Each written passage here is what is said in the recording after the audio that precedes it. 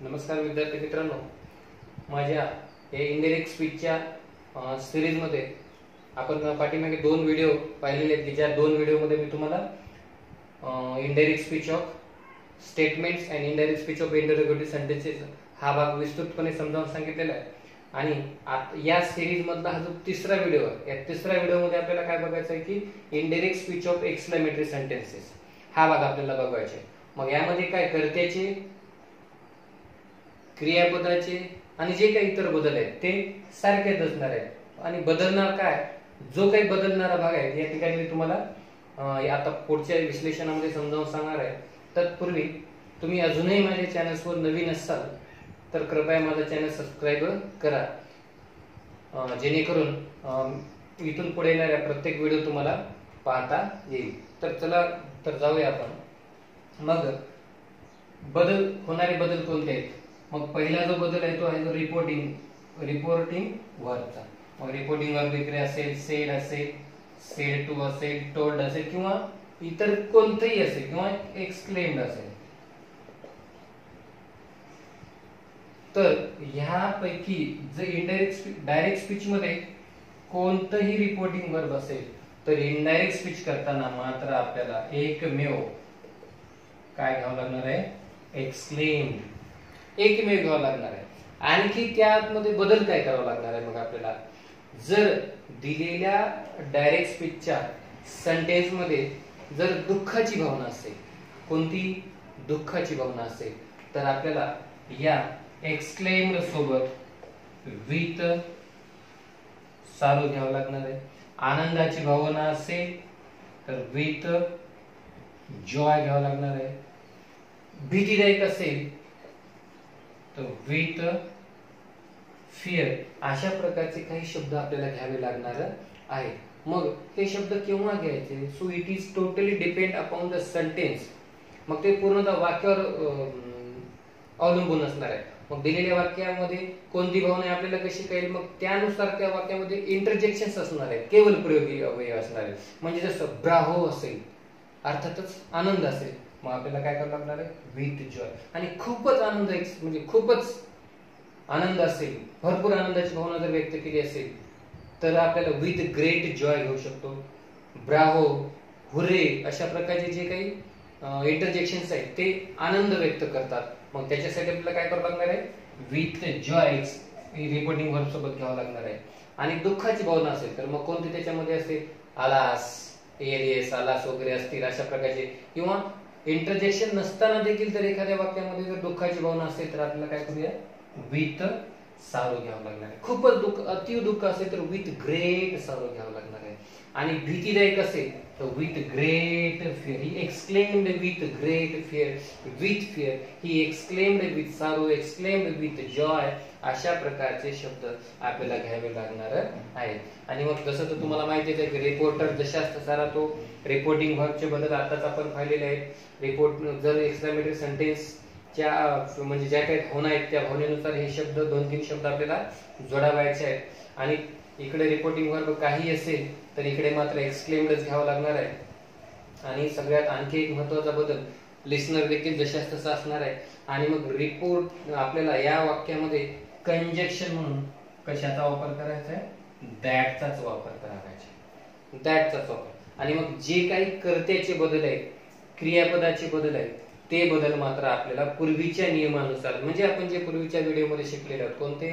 Indirect speech of interrogative sentences and statement, त्यामुळे जे काही क्रियापदाचे कर्त्याचे बदल आहेत ते सुद्धा इथं कायम जशास तसे राहणार आहेत। मात्र एक गोष्ट आपल्याला लक्षात घ्यायची आहे, ती म्हणजे की एक्सक्लेमेटरी सेंटेन्सचं इनडायरेक्ट स्पीच करताना आपल्याला डायरेक्ट स्पीच मध्ये कोणतंही वाक्य प्रकार कोणताही असू द्या, तो इनडायरेक्ट करताना मात्र स्टेटमेंटच असणार आहे। विधानार्थी वाक्यातच आणि वाक्यातच आपण रूपांतर त्याचं करणार आहोत।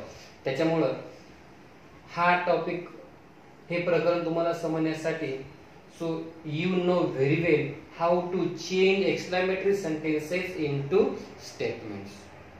तुम्हाला हा टॉपिक शिकण्यापूर्वी एक्सक्लेमेटरी सेंटेन्स स्टेटमेंट मध्ये किंवा असर्टिव्ह सेंटेन्स मध्ये कसं करायचं रूपांतर, हे मात्र तुम्हाला कळणं गरजेचं आहे की जे आणि हा भाग समजण्यासाठी तुम्ही यासाठी मी देखील एक व्हिडिओ अपलोड केलेला आहे, त्याच्यामध्ये मी तुम्हाला त्याचं गायडन्स केलेलं आहे, ते तुम्ही पाहू शकता.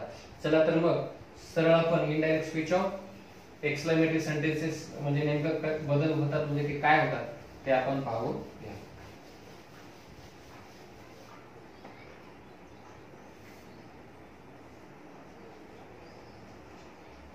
Ramesh said to the visitor,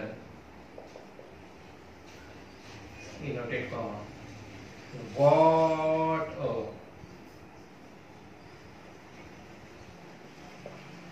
beautiful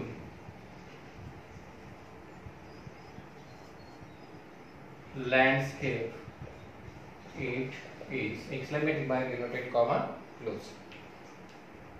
मग लगेचच जाऊया. रिपोर्टर जशास तसा, सेड टू ऐवजी एक्सक्लेम्ड. आता या ठिकाणी तुम्ही ग्रेट जॉय घेऊ बी शकता किंवा नाही घेतलं तरी काही फरक पडणार नाही. एक्सक्लेम्ड त्यानंतर लिस्नर जशास तसा, दोन्ही इनोटेड कॉमा निघून झाले आणि त्या ठिकाणी कंजक्शन म्हणून आपण दॅटचा वापर करूया. हा इथपर्यंत झाला. मग काय करायचं आपल्याला, एकतर आता राहिला हा रिपोर्टेड स्पीचचा. मग याचं तुम्ही काय करू शकता, पहिल्यांदा स्टेटमेंट करा आणि त्याच्यानंतर बदल करा, किंवा मग ते जर तुम्हाला अवघड जात असेल तर एक सोपी पद्धत आहे. काय केलं, रिपोर्टर घेतला, रिपोर्टिंग वर्बचे बदल घेतलं, लिस्नर घेतलं, कंजक्शन घेतलं. त्यानंतर आपण काय लिहितो, कंजक्शन घेतल्यानंतर पहिला बदल असतो कर्त्याचा. मग कर्त्याचं काय, वाक्याचा कर्ता आय वी असेल तर रिपोर्टर नुसार बदलतो, यू असेल तर लिस्नर नुसार बदलतो, आणि या व्यतिरिक्त कोणत्या असेल तर तो जशास तसा असतो. मग वाक्याचा कर्ता कोणता आपल्या इट, की जो जशास तसा असणार आहे. जर वर म्हणजे डायरेक्ट स्पीच मध्ये ॲनी जर असेल तर आपण काय करतो, वॉज किंवा were according to the subject of the reported speech त्याच्यानुसार घेतो. ॲमिझारचं केलं आपण वॉज, इट वॉज.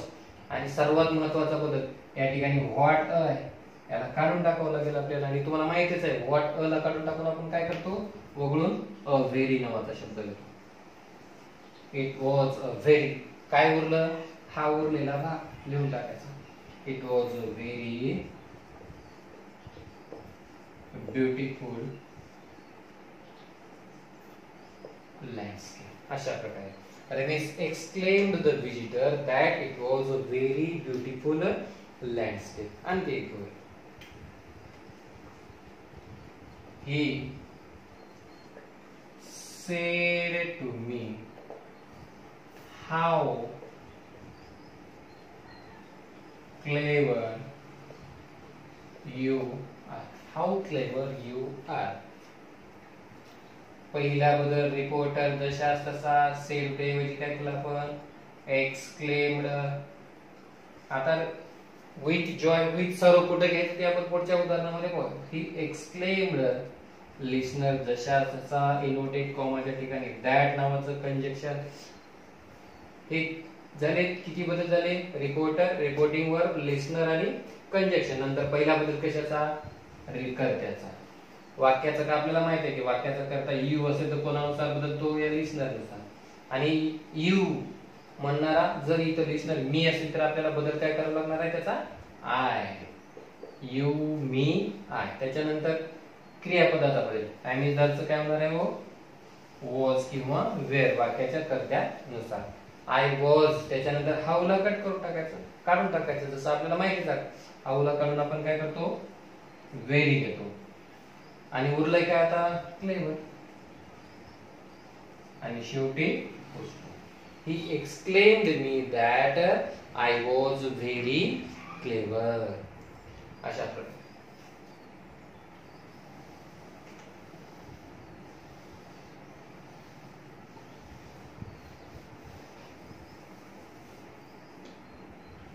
पुढं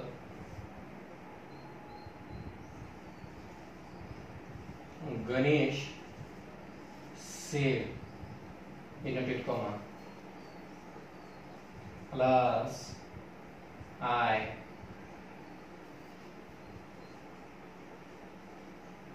missed द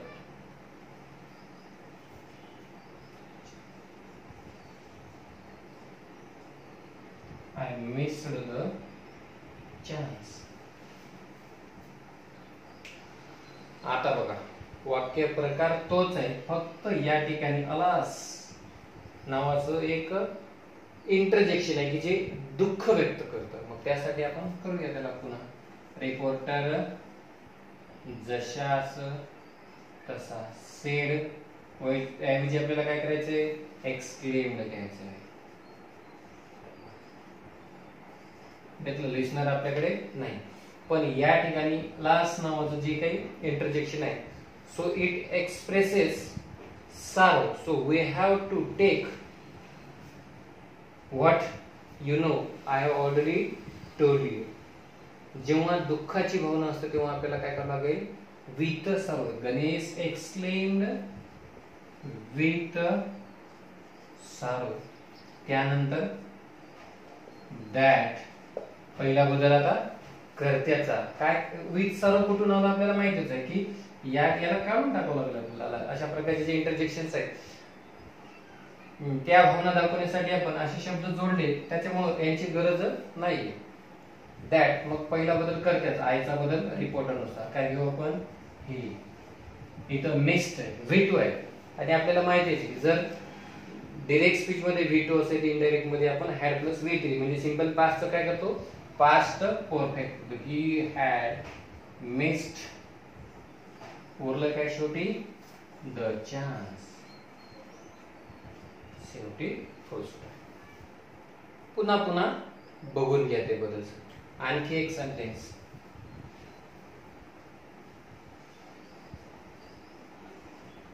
सी सेड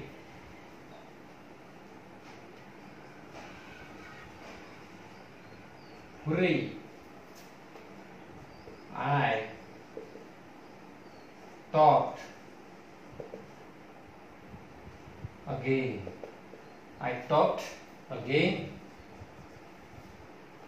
पुन्हा काय करू, reporter जशासचा. said to hurry, it expresses joy, so we have to take a joy. exclaimed with joy. Conjunction, sorry, that. I changes according to the reporter, so it will change into C. Topped will change into had topped. It means that we change simple past into past perfect tense. She had topped again and first. अशा प्रकारे या ठिकाणी now this sentence expresses sorrow and this interjection expresses sorrow and this expresses joy. तर अशा प्रकारे आनंद आणि दुःख या दोन्ही प्रकारच्या भावना व्यक्त करण्यासाठी सुटेबल असे जे काही शब्द आहेत ते आपण घेऊन या ठिकाणी याचं इनडायरेक्ट स्पीच मध्ये रूपांतर आपण केलेलं आहे. तर अशा प्रकारे आणखी तुम्ही उदाहरणे घेऊन हा भाग चांगल्या प्रकारे समजून घेऊ शकता.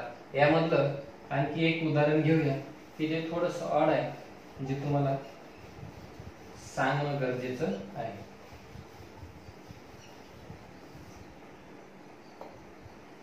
जसं